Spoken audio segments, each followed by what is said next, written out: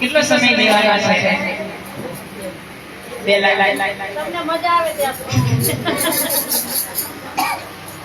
તમારે મારે જમવાનું થાય ને તો વાંધો નહીં. તો પરાત્મા વિશ્વદેવ ભગવાન સ્વામિનારાયણ તથા એના સનાતની ભક્તો ઠાકોરજી તથા ભાઈ આ જે આશ્રમ છે એનું સુકાન જે સંભાળી રહ્યા છે વાસાબેન તથા મમ્મી તથા બલદાણા ગામના તમામ અક્ષર ગામના ભક્તો બહેનો બધાને ભાવથી જય સ્વામિનારાયણ. આમ તો અમારા ગુરુજીને આવવાનું કારણ એની તબિયત થોડી નાદુરસ્ત છે. બીજું અમારે પણ અહીંયા સત્સંગ હોલ તૈયાર થઈ રહ્યો છે તો એની પણ આજ કાંઈ થોડું કામ હતું એટલે એમનાથી અવાય નથી. તો બધાને ભાવથી જય સ્વામિનારાયણ રાજી રહેજો. ક્યારેક સંદેવા આવશે પણ ભક્તજનો આપણે બહુ ભાગ્યશાળી છીએ કે ભગવાન સ્વામિનારાયણ પ્રગટ થઈ અનંત જીવોનો ઉદ્ધાર કરવા માટે ધાર્યા છે. તો ભક્તજનો આવો આ દિવ્ય શાકોત્સવ એનું અહીંયા સુંદર મજાનું આયોજન થયેલું છે.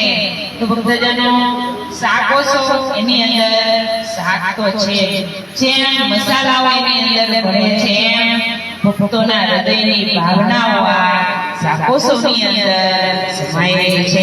ભક્તજનો બીજા બધા બધું તો ઘણું કરે. તમારા દીકરાનો દીકરીનો બર્થડે હોય ત્યારે તમે ક્યાં જાઓ?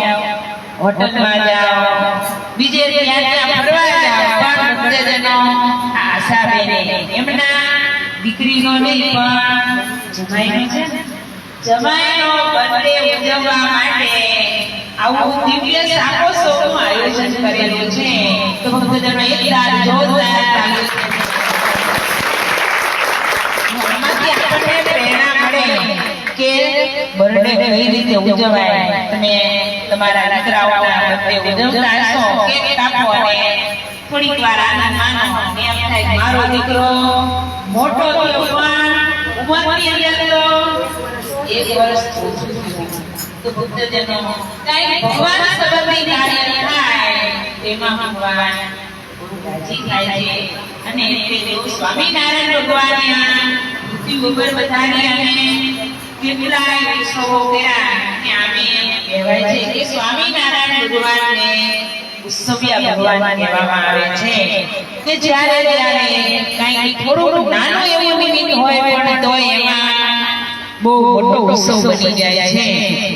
અને ભગવાન સ્વામિનારાયણ ઉત્સવ કરતા એમાં પણ અનેક ભક્તોનો કઈક ગીત સમાયેલું હોય છે. એટલે સ્વામિનારાયણ ભગવાનને પ્રથમ પ્રકરણના બીજા વચનામૃતની અંદર એમ વાત કરી છે કે જે કોઈ પાપી જીવ હોય અને કદાચ ત્યાં કોઈ મોટા વિષ્ણુયાગ મહારાજ કરતા મોટા યજ્ઞો કરતા તેના કારણે કે જે કોઈ એવો જીવ આવ્યો હોય અને એને જો એ ઉત્સવ યાદ રહી જાય તો એના જીવનનું પણ થાય છે. તો હોળીની અંદર જ્યારે બહુ મોટો યજ્ઞ થતો હતો ત્યારે ભક્તોને જમાડવા માટે ગાંઠિયા બનાવ્યા. પણ એ ગાંઠિયાનો 2-5 કિલો નહીં, બહુ મોટો ઢગલો બનાવ્યો પડો અને એની અંદર કોઈ એક ભરવાડ છોકરી ત્યાં હોળીની અંદર આવેલો અને એને આ ગાંઠિયાનો ઢગલો જોયો ત્યારે એને કહો સ્વામિનારાયણ ઘરે આવડો મોટો ગાંઠિયાનો ઢગલો. એને તો બિચારે કેટલો ખુલ્યો અને એમ કરતા એને યાદ રહી જ્યાં જાય ત્યાં ઈ ગાંઠિયાનો ઢગલો એને યાદ આવે કે સ્વામિનારાયણ ઘરે આવડો મોટો ગાંઠિયાનો ઢગલો. અને જ્યારે એનો અંત સમય આવ્યો અંત ત્યારે સ્વામિનારાયણ ભગવાન એને દેવડવા આવ્યા. ભગવાનની કેવી દયા છે. તો ભક્તજનો ભગવાન જે કામ ઉત્સવ કરતા એની અંદર કોઈ ને કોઈ ચીજનો ગીત સમાયેલો હોય છે. એટલે ભક્તજનો આવા દિવ્ય સુંદર શાકોત્સવ એની અંદર ભક્તજનો શાકોત્સવ એટલે કે શાક અને રોટલા એમાં કઈ બહુ મોટો ખર્ચો હોય ને પણ જો ભગવાનના ઉપયોગમાં આવે ભગવાનના હાથની અંદર આવે એની કિંમત કેટલી વધી જાય છે. નહીં તો રીંગણાના શું કિંમત પણ ભગવાનના હાથમાં આવ્યું ત્યારથી એની કિંમત વધી ગઈ. અને અત્યારે તમે જુઓ કે ઠેર ઠેર શાકોત્સવ થાય ધામો ધામની અંદર ગામો ગામની અંદર આવા દિવ્ય શાકોત્સવનું આયોજન થઈ રહ્યું છે. એટલે ભક્તજનો આવો સુંદર સાપો છે ને આ આપણો દેશ છે જે પણ જે ઉત્સવ વધારાની છે સાપો એટલે ભગવાનના સ્વરૂપની અંદર જોડાવાનો ઉત્સવ છે એટલે આવા દિવ્ય સાપોની અંદર જેને જેને લાભ મળ્યો એના પણ બહુ મોટા ભાગ્ય છે ભક્તજનો તમને નહીં ખબર હોય ને બીજા કોઈને ખબર નહીં કે આ રોડ ઉપર અને તમારા ગામના છાપે બધાના છો આવો સુંદર આવો આશ્રમ થાય છે એની કોઈને કલ્પના નહીં હોય પણ ભગવાન જે હારે ભરી શકે છે કે આ સત્સંગ છે પણ દિવ્ય અને અલૌકિક સત્સંગ છે કારણ કે આ સત્સંગની અંદર જે આવે નવું જોવા મળે છે એટલે ભક્તજનો ભગવાન સ્વામિનારાયણ જ્યાં જાય ત્યાં ઉત્સવ કરતા અને ઉત્સવની અંદર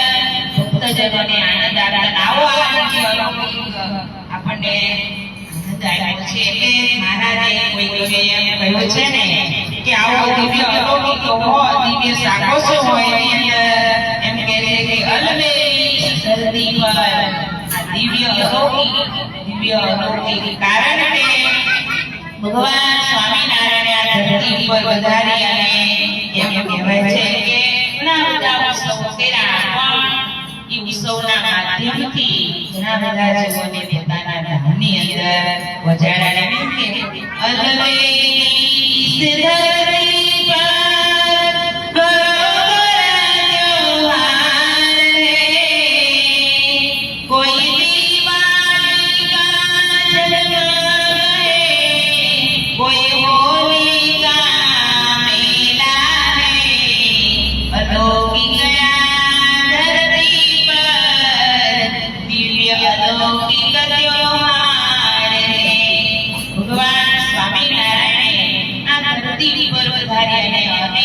જીવનના કલ્યાણ કર્યા ઘણા બધા ઉત્સવો કર્યા એની અંદર જે ભક્તજનો આવ્યા એના કલ્યાણ થયા છે તે ભક્તજનો ભગવાન સ્વામિનારાયણ કઈ અમીરના ભક્ત ગરીબ નિવારણ ભક્ત છે ગરીબ હોય મહારાજને ત્યાં વધારે છે એટલે જો રામચંદ્રજી ભગવાન તમે રામાયણ ખોલો રામાયણ વાંચન કરો એના ચરિત્ર સાંભળો ત્યારે તમને એમાં સબરીબાઈના દર્શન થાય અને એના બોર ભગવાન જમાડ્યા કે બોરની કિંમત નથી પણ એના ભાવની કિંમત હતી જ્યારે સબરીબાઈની ઉંમર 8 વર્ષની હતી ત્યારે એના ગુરુએ કીધેલું કે તારા ઘરે ભગવાન આવશે તારી દીકરી એક વખત ભગવાન આવશે અને જ્યારે તે પૂરા 14 વર્ષના વનની વનવાસમાં વિચરણ કર્યું અને એ વખતે આ સબરીબાઈનો ભાવ પૂર્ણ કરવા માટેની ચીજોએ બધાયા પણ ભક્તજનો એની ધીરજ જેટલી કે 8 વર્ષની હતી ત્યારથી રોજ સવારે વહેલા ઉઠી આખો ચોક વાળે અને અંદર ફૂલ પાડે રોજ તાજા મજાના બોર પીડી લાવે કે મારે મારા ભગવાનને જમાડવા છે બીજી કાંઈ વસ્તુ તો એના ઘરે નહોતી અને સવારે